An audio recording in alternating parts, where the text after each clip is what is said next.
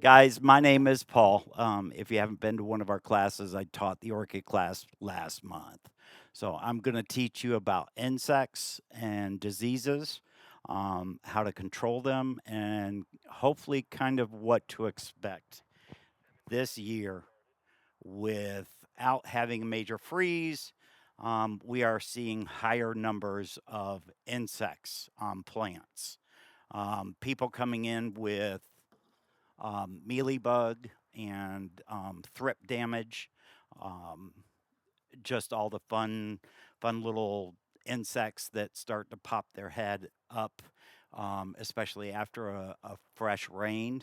You'll really start to see the insect damage because most of your insects are feeding off the juices of the plant. So once you get rain, all of a sudden they start putting out energy and they go to the new growth tips. That's typically where you're going to see your insect damage. Okay. I'm going to cover the different chemicals that we carry, how to use them, when to apply them, when not to apply them. There are three different classes here, and I've got them named out. I've got topical, I've got systemic, and I've got organics. The organics are never systemic, they are only topical. Okay. If it is a systemic, it is a pesticide or chemical. I did not bring any fungicides out here because I wasn't really going to cover fungus. Um, but I'm basically covering insecticides for you guys today. I've got topical and I've got systemic. How many of you are growing your own food at home? Don't use systemics on your plants that you're growing for food. Use your topicals. Does everybody know the difference between topical and systemic? Is that a yes or a no? No? Okay. I'll explain. Topicals, if you are taking a chemical, you're mixing it up in a sprayer, you're spraying it on the plant, whatever you spray it on, that's where it lands. Okay. It doesn't go into the tissue of the plant, it just stays on the very top. So that if insects land on it or start to feed from it, that affects them and hopefully either kills them or runs them off. Systemic. There are two ways of delivering a systemic, either through a soil drench or by spraying topically. When you spray it topically, anything that you spray it on, it's going to absorb into the tissue of the plant. There are systemic granules as well. This is a granule that you put on the root ball of a potted plant. Every time you water it, it's going to release some of that chemical into the ground, and the plant will drink that up. With any of the systemics, whether it be the drench or the granule, it's going to take 4 to 6 weeks. I would say 4 weeks. It can take up to 6 weeks for that plant to drink up enough of that chemical to actually do any good. So if you're using that, if you've got a real bad insect problem, you need to take care of the insects on the plant with a topical first and then hit them with a systemic. A systemic usually will give you protection. The systemic drench we carry, the tree and shrub drench, will give you protection for up to 6 months. Okay. That is really good for plants like hibiscus. I'm trying to think what else would anything that you're going to have like mealybug or aphids or scale on. Those are the chemicals that I would use. Okay. I'll I'll tell you about the different types of each chemical, how to use them, when to apply them, and how often you need to apply them. Systemics are a little bit different because it does get absorbed into the tissue of the plant. I'm going to cover systemics first because one, they're the most potent.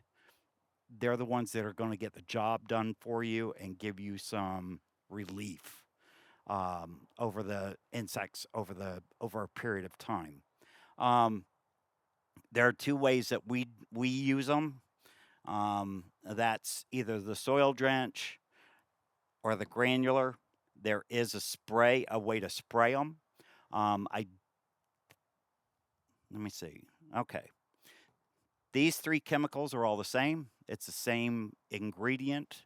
This chemical is a little bit different. How many of you are used to the name orthene? Everybody knows orthene. It used to come in a white can as a powder, stinks really, really bad. Now, what they're using orthene in is your fire ant control.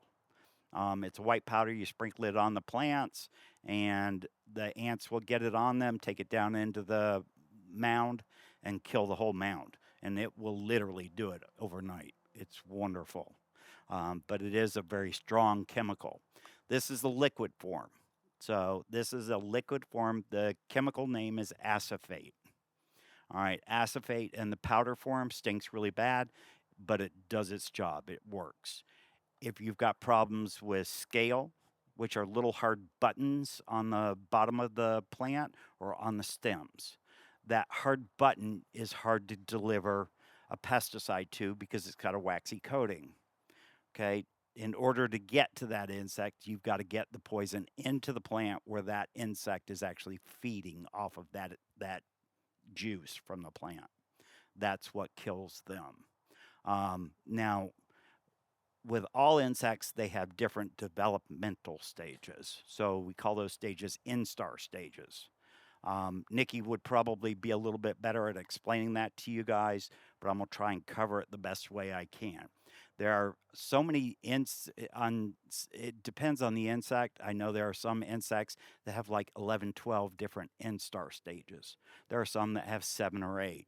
On the younger stages where they haven't developed that hard button, any of the topical sprays will typically kill them. Once you get to that hard button on scale, that is really difficult to kill. That's why we use the systemics. Now, with systemics, because they get absorbed into the tissue of the plant, if you're spraying this stuff, you need to be wearing long sleeves, you need to be wearing gloves, and you should be wearing a mask. And I'm going to tell you that with any of this stuff. Wear a mask, wear gloves, wear long sleeves. Do it. I saw that look. Always wear a long sleeve. Get an old white shirt or something. Just use that, button it up, go out, spray, wear the mask. You don't want to breathe this stuff into your lungs. Period. So correct. All right. If you get it on you, rinse it off with soap and water immediately. Don't let it stay on there until you're done. Go rinse it off and get it out of your system. Topicals are not as bad. Systemics, get it off of you as quickly as possible. That's why I tell you to wear PPE, your personal protective equipment. Gloves, long sleeves, hat, glasses, all of it. Your mucous membrane areas are the most affected to that stuff. So if you're breathing it in, you don't want to get it on your hands and put your hand in your mouth, obviously. Not a good thing. Okay. I will warn you on any chemical, always wear the PPE. I've seen several people that have ended up developing either brain cancer or something else from some of these chemicals. They're using stuff that we can't buy over the counter, but if it's designed to kill an insect, you don't know what it's going to do to you. So please use PPE on all of this stuff, whether it's topical or whether it's systemic. The two chemicals, metocloprid, which is this chemical, that's what's in these products. And metocloprid is one of the newer neonicotinoids, I believe. Everybody screamed that it was the one that was killing the bees. It is not killing the bees. It is killing the bees if you're spraying it while the bees are on the plants. But if you're spraying the plants when the bees are not there, it is not killing the bees. Okay? How many of you have citrus trees at home? Okay? Citrus trees right now, the state is doing a ISD on them. If you buy a citrus tree anywhere in the state of Florida, it is supposed to have a tag on it. That tag is supposed to tell you when it was treated with an ISD. ISD is a metocloprid systemic drench. Okay. Any fruit tree that you're buying, that's the only thing that they're seeing that is so far combating the citrus greening psyllid. The psyllid is the type of insect that affects the citrus trees. Um, Anybody have orange jasmine here? Anybody with an old piece of property with orange jasmine? There's a big tree out front by the sign out front by the road. It got a haircut recently. That is orange jasmine. It's called Lakeview jasmine. That is the host plant for the psyllid. So you no longer find those for sale. They are now allowing them to be for sale, but it is one of the host plants for the citrus greening. So the state stopped the sale of those because of that. Has anybody heard of citrus greening? Okay. It is the number one citrus problem in this state. It's not canker like everybody was worried about back in the 80s. My family had, what, 380 acres of citrus. We were scared to death of canker. Well, that didn't matter because the 80-81 freeze took it out. And then once Hurricane Charlie came through downtown Orlando, it spread citrus greening from down south through the whole state. So citrus greening, the insect spread through the state in one storm, and it went across the whole state. Um, in Orlando for a while, they were going neighborhood to neighborhood. They were finding a tree that was infested or infected. They were taking it out and burning it. They would they would come into your yard, dig the tree up, or actually cut it off, dig it up, and then burn it. They did that with canker for a while too. They gave up on canker and realized it's not as bad as citrus greening. Did they? Yeah, that's too bad. I'm sorry to hear that. Um, with the systemic insect drench, you can try and keep doing that with the trees. These chemicals do not state that you can do that. That's what the state of Florida is doing. I'm not going to tell you to put an insecticide on anything you eat that is that's a systemic. But it's so far, like I said, it's the only way that I know of that controls.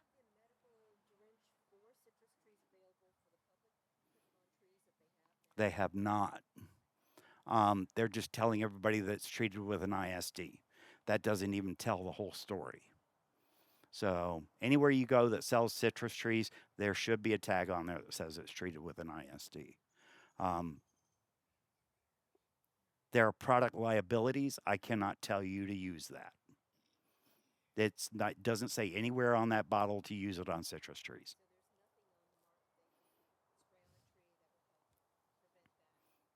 Not really. You can continue with the topicals.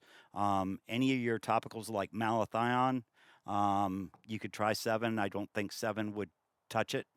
Um, Malthion's probably going to be your better. It is an oil-based product too, so be careful with that. Horticultural oil, which I don't have up here, you could probably try using that as well. The state of Florida is doing some research. They have developed a tree that is now resistant to that insect. They're hoping to do a lot of breeding with that tree so that they pass that trait on to the other citrus trees. Hopefully, that will bring the state of Florida's citrus industry back. How far back they'll do after all of the development, I don't know.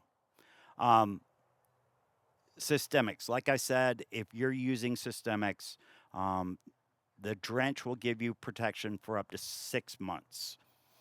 If you're using it as a topical spray, which is this and this, in order to build up enough of the chemical into the plant, you need to spray it 3 times, once every 10 to 14 days. Okay. Um, how many of you have heard of a spreader sticker? You have. Anybody else? Yep. Anybody knows what a spreader sticker is? Okay. Spreader sticker, there is a commercial spreader sticker out there. It's a horticultural type oil, it's a surfactant. Okay. I'll give you an analogy with this stuff. When you take a shower every day, you wash your hair, you put shampoo in your hair.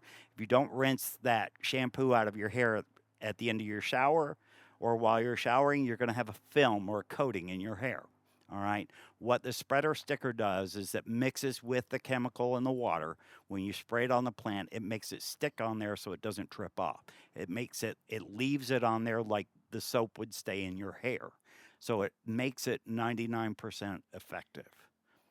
Without using it, you're looking at a 50 to 60% effective rate on these chemicals. If you use a spreader sticker with it, you're going to get to that 99% effective rate.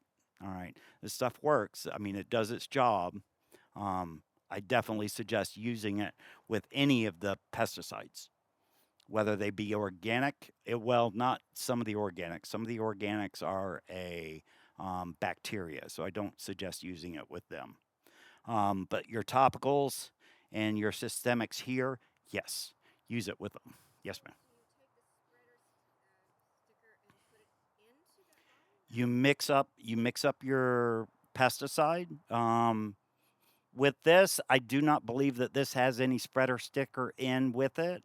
Um, you could probably open it up and add some to it, but that's going to affect the dilution rate on that applicator. If you're mixing it up in a spray bottle, then mix it up according to directions and add a spreader sticker to it. If you mix up a gallon, it's like a tablespoon to 2 tablespoons, a spreader sticker.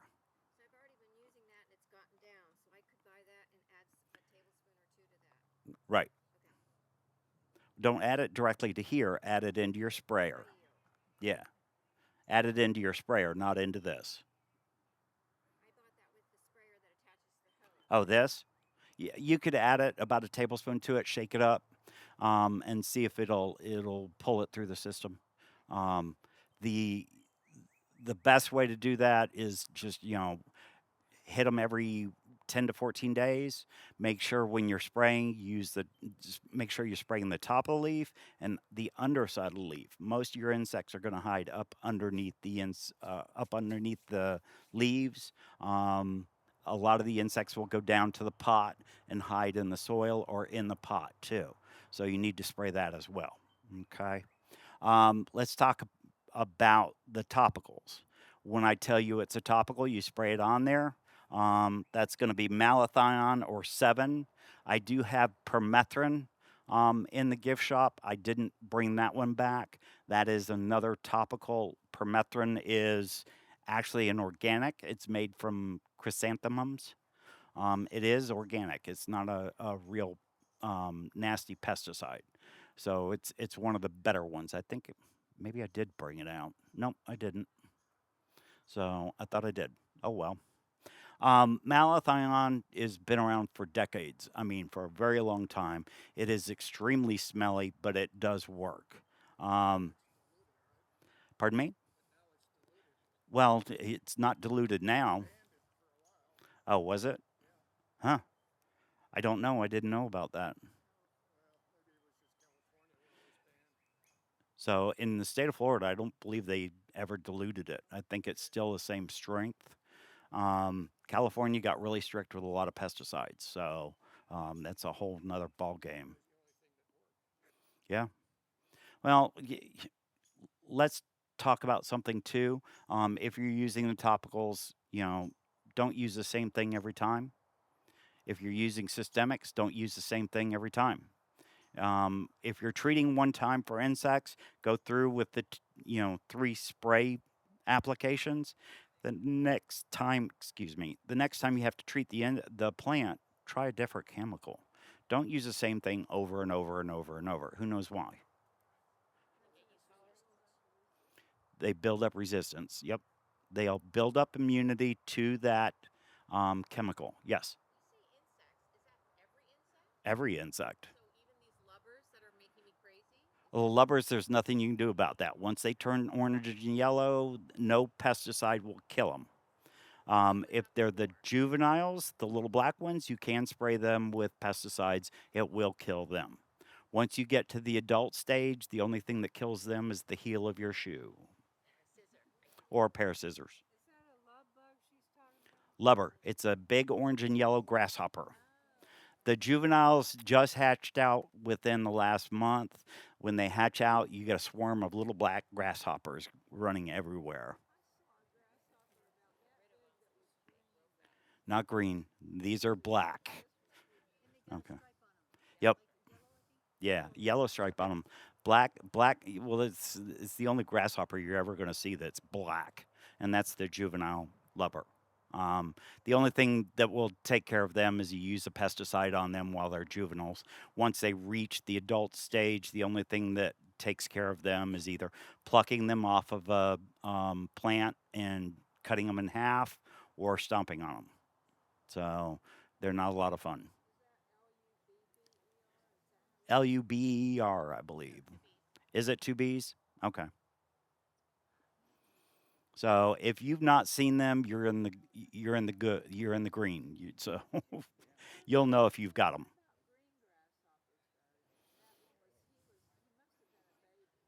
Probably a baby. I don't. Yeah, don't know what that was. They will eat. Yeah. Who's heard of lethal bronzing? Lethal bronzing is spread by a green katydid, big green grasshopper. That is spread from plant to plant by the katydid. Katydid is the one that will actually go and feed on the leaves of the palm.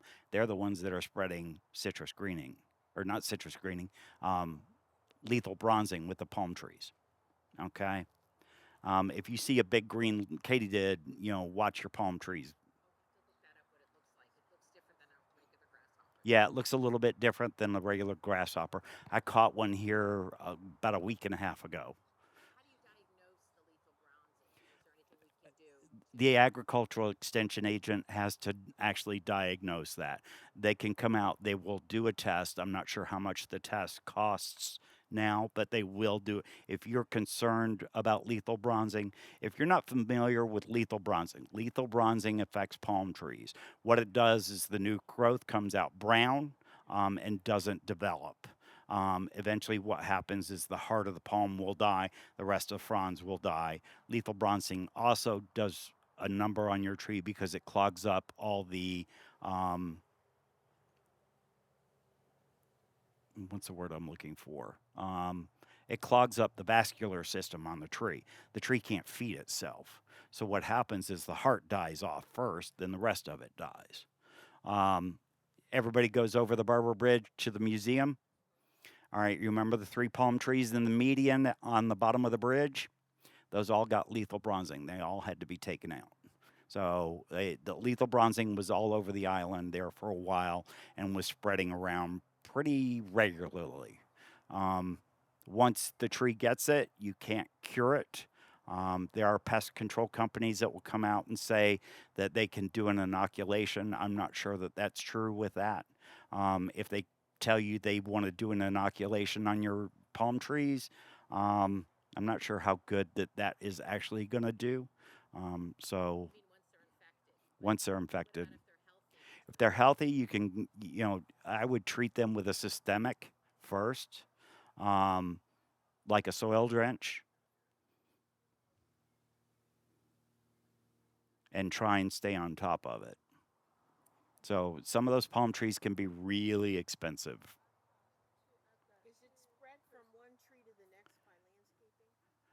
No, it's spread from one tree to the next by the insect.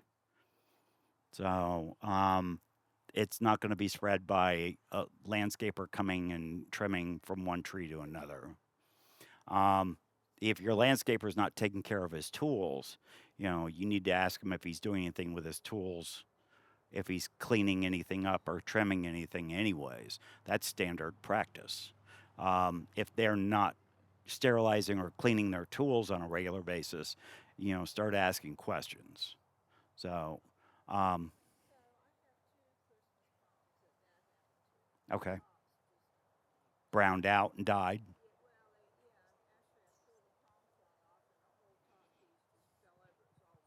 Okay.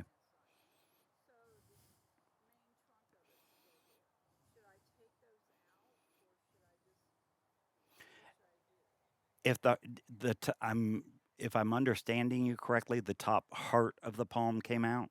That tree's done. It's dead. Cut it off. No, just cut it off at the base.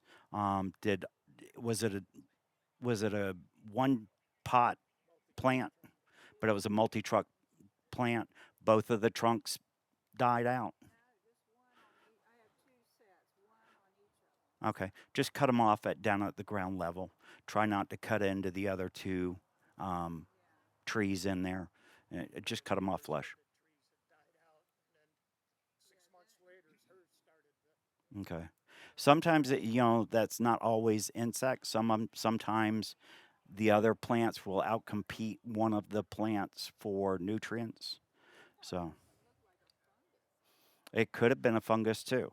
We didn't have enough cold weather to cause the fungus problem. The fungus problem does happen when we get a freeze.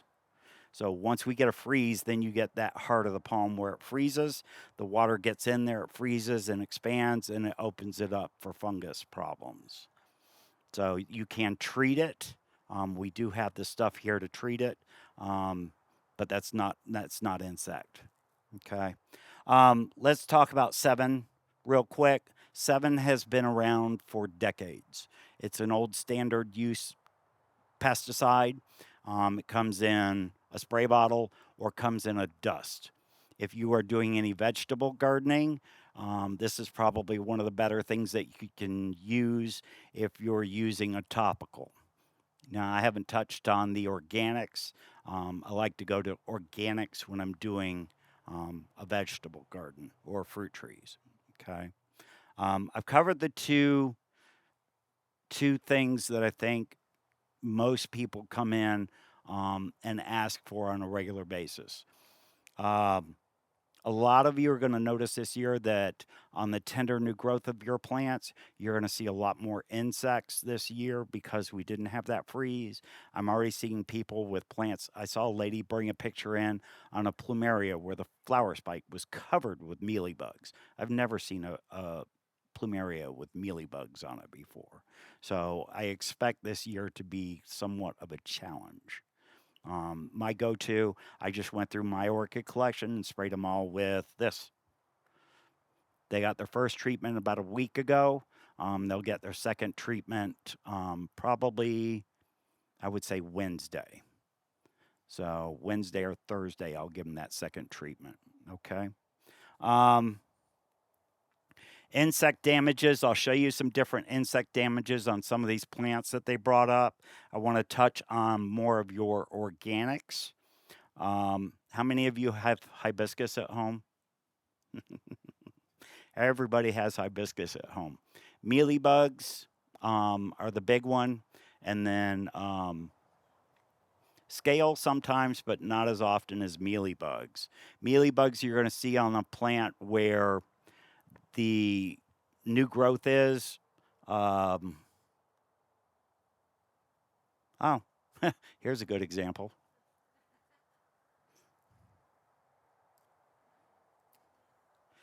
All right. No, I don't know what it is with the deer flies back here today. Mealybug is the little white cottony growth, and you can pass this around. Um, that gives you an idea what mealybug looks like. It's a white cottony, fluffy material on your plant. Hibiscus are extremely susceptible to mealybug.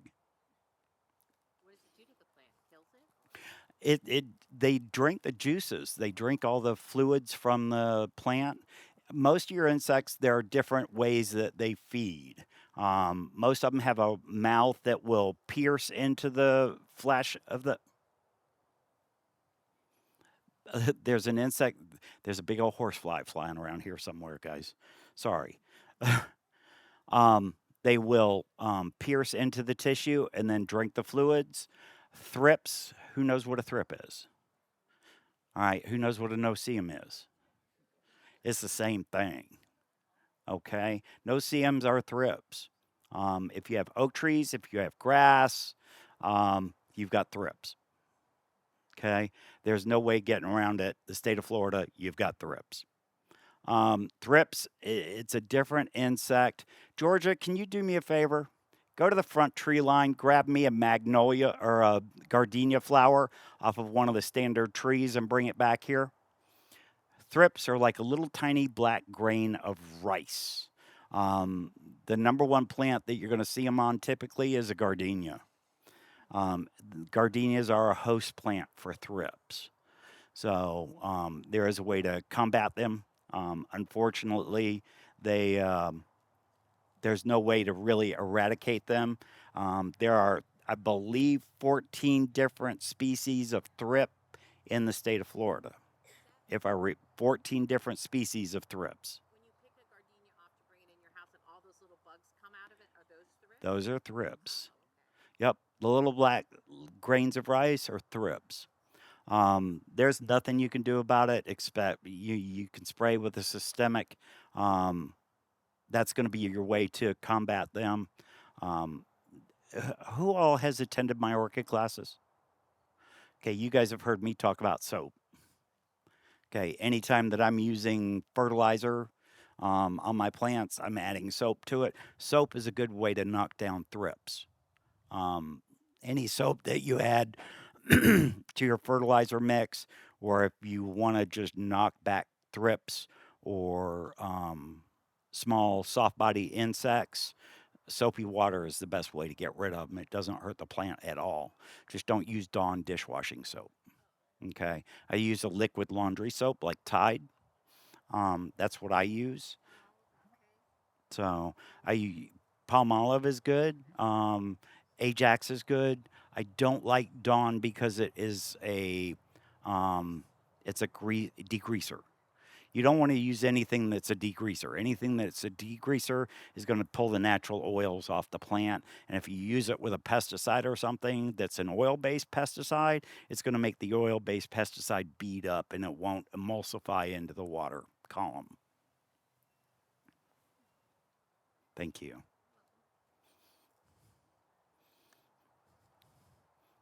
Yep, there's one. You can see on this leaf, see that little black spot? Uh huh. Walking around. He's walking around. I'll give that to you. I mean, I want to see what. See the little thrip? Oh yeah, I've seen those. Yep. Gardenias are typical for thrips. That one little black spot Usually running there's a around. teeny of them. Usually there's a lot more of them on there. They are pretty obnoxious. See a little black spot? He's not moving around. There he goes. So he's still there. He's right back there. Yep. Okay. They're tiny. They're teeny tiny. You've seen them before, right? Okay.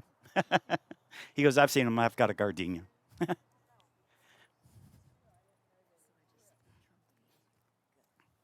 You've seen them before? Oh yes. Okay. Thank you. Where he's right there. What other plants besides gardenias do you? Just about every plant that has a flower on it. You said pepper? Yeah, like, Yeah, it looks like a little itty bitty grain of rice. So thrips, like I said, there are 14 different species of thrips. They're um, oh, I didn't show you guys. I'm sorry. That little. Oh, That there little it is. thing, And then this is the oh the other one. and that's the mealybug on the other. Basically a no-see-em. That's a no-see-em. Okay. So they're in. The same as the no-see-ems that are jumping and biting us, Uh huh. and they just like the gardenia. They love gardenias. I want to smell the gardenia. Where'd he go? Makes me think of my daddy. There he is. So tiny. Yeah. Oh, I love the smell. Okay. Yeah, it's just like the ones I was killing. You can take a gardenia and typically, start opening it up, and you'll see them. I'm not seeing that many on here. Wow. So good. I'm only seeing the one on this one. Huh. Scared him away. Well, I see two. So there's another one there. So, thrips are a nightmare. Ha- those of you that have orchids, raise your hands. Thrips are the bane of your orchid existence. They're the ones that will go through and scratch on the flower buds on the plant. They'll drink the juices of the bud while it's developing. It causes the bud to brown out and die off. It doesn't flower. So, not a fun insect to have to deal with. Mealybug is not a fun insect to deal with. If you've got a hibiscus that has a lot of mealybug on it, trim it up, spray it. Trim off as much of the affected plant that you can. Like on this one, if I had this at home and I found it with mealybug, I'd give all the tender new growth a haircut, and then I'd go back through and spray it with a systemic. Um, the house at my house at home has hibiscus out in front of it. Nobody's been taking care of them. The lady living next door in the unit next to me has been kind of crying because they're not doing anything. So I'm trying to help her with that. They've all got mealybug right now. So they all just got hit with acephate. And then I'll give them a haircut and water them in, fertilize them, and hopefully they'll flush back out and we won't have any more problems. Okay.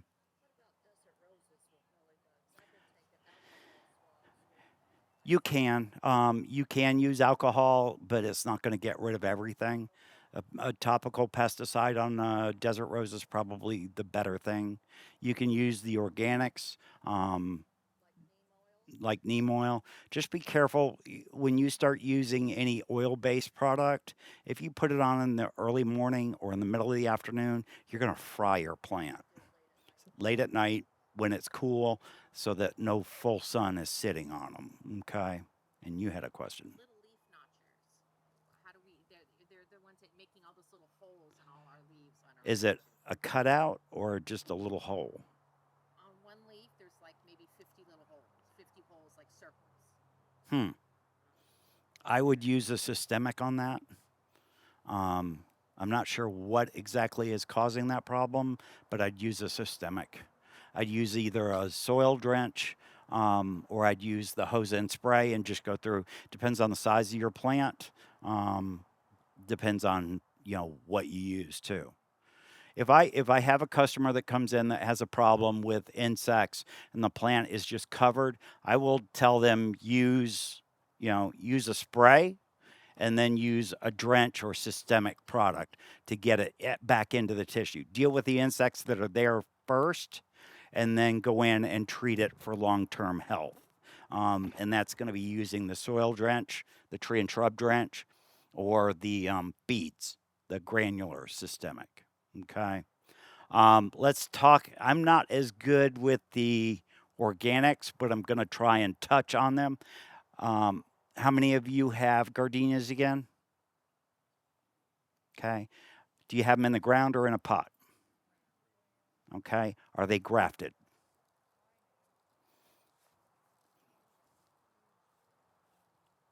Okay. Gardenias in the state of Florida are grown if they're not grafted, which means you have a cutting that's taken off a plant and it is put on rootstock from another gardenia type that is resistant to the nematodes in the state of Florida. Nematodes are a tiny microscopic worm that lives in the soil. What they do is they will go and attack the root system and actually stop the plant from being able to take up nutrients. Those are nematodes. Gardenias are the number one problem that you have to have. If you're going to put it in the ground, plant it in the ground, that tree needs to be grafted so that that rootstock can actually protect it from the nematodes. There is a rootstock that is resistant to nematodes. Now, if you're going to plant in a pot, non-grafted, that's fine. It's not down in the soil. You shouldn't have problems with nematodes. But if you do have problems, there is a treatment for it. I'm not sure, without opening up the label, telling you what the dosage rate is on this. My suggestion on any of these chemicals, read the label, read the instructions on them, please. So there is a way to treat for the nematodes, but gardenia is your number one problem with nematodes. Okay. We'll set that to the back. Who has bougainvillea? All right. Who has caterpillar problems on their bougainvillea? Anybody? Nobody? Okay, he brought me one. Where is it? Thought he did. Yep. This is a bougainvillea that's been cut back. And if you see the leaves on this, they've been eaten up. All right. This is caterpillar damage from bougainvilleas. There is a little itty bitty caterpillar that lives down in the soil that comes out at night that feeds on the leaves of your bougainvillea. It is an absolute nightmare for most people with bougainvillea. there's a way to treat it. You treat it with a caterpillar killer spray. This is an organic. It's a type of bacteria. What happens with this is you go through, you spray the plant just before dark. You don't want to spray it in the morning. You want to spray it at night when it's going to be wet when the caterpillar comes out. Okay. What happens is you spray it on the plant, get the plant totally saturated, let it get dark out. The caterpillar comes out, eats it. What this bacteria does to the stomach of the caterpillars is it gives them a very upset stomach, if not exploding the stomach and causing them to stop eating. Do not use this on your butterfly plants. It will kill your caterpillars. Okay. If you're growing plants for butterflies, please don't use this. All right.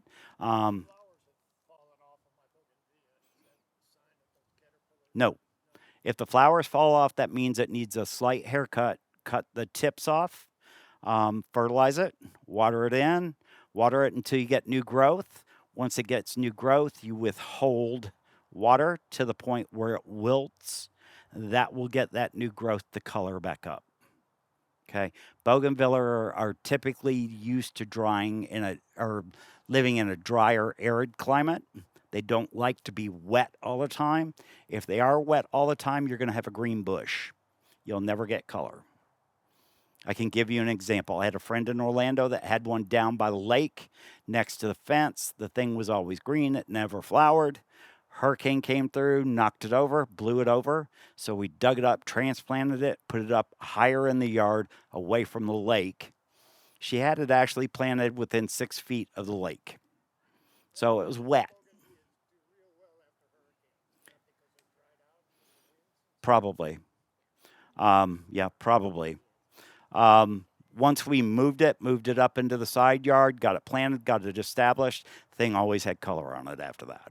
So don't grow your bougainvilleas totally wet all the time, okay? Spinosad soap. Anybody has citrus trees here? Has anybody had leaf miner where you see those little trails through the leaves?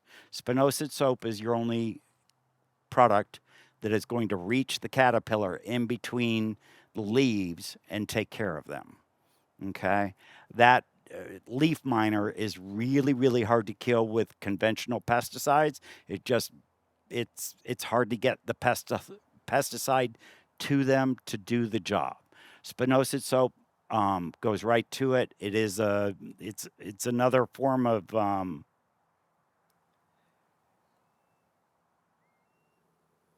it's a type of bacteria. Like I said, I don't know a lot about them, but I do know enough about them. It's a type of bacteria that seems to go through the pores of the plant and it gets to the insect, so it will kill off the leaf miner. And that's the best thing I can tell you about that. The other products we have, we start getting into some of the oil-based products. Malathion.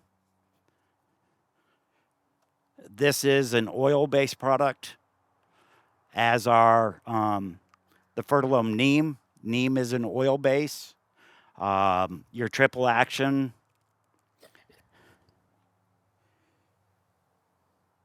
has neem oil and pyrethrins in it.